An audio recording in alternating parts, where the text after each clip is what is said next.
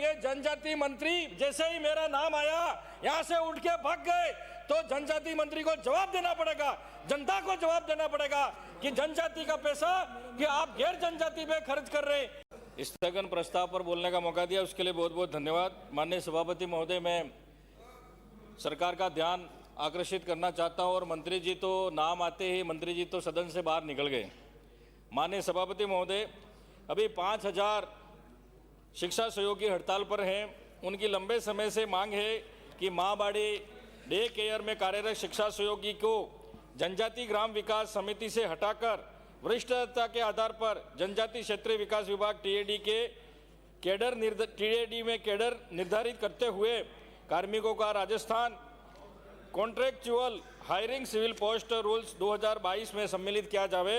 शिक्षा सहयोगी और समन्वयक दोनों की मांग है। माननीय सभापति महोदय, शिक्षा सहयोगियों का मानदेय भुगतान डीबीटी द्वारा सीधा शिक्षा सहयोगी के स्वयं के खाते में डाले। माननीय सभापति महोदय, ये मैं कहना चाहता हूँ आपके माध्यम से मंत्री जी को, सरकार को, माँ बाड़ी शिक्षा सहयोगी और समन्वयकों को रिटायरमेंट पर 10 लाख का पैकेज दिया जाए, क्योंकि उनकी परिवार चलता नहीं है, पेंशन नहीं मिलती है, तो उनको भी पेंशन नहीं दी जाकर 10 लाख उनको पैकेज दिया जाए। माननीय सभापति महोदय, जनजाति का पैसा जनजाति पर ही खर्च करना है, ये नियम बना हुआ है, लेकिन हमारे मंत्री महोदय, जनजाति मंत्री महोदय ने गैर जनजाति वर्ग के शिक्षा सहयोगी और समन्वयक लगा रखे। मैं बताना चाहूँगा, चिखली में 1, सिमलवाड़ा में 1, साबला में 1, डूंगरपुर में 2 और आसपुर में 2 गैर जनजाति शिक्षा सहयोगी लगाए हैं। माननीय सभापति महोदय,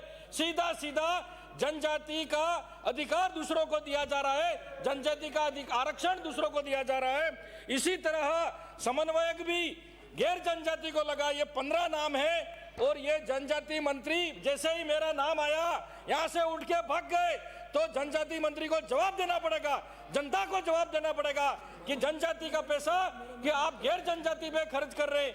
कई युवा साथी बीएड भटक रहे हैं। माननीय सभापति महोदय, इनको निकाल कर इनकी जगह जनजाति युवाओं को लगाया जाए, यह कहना चाहता हूँ। माननीय सभापति श्री विनोद कुमार।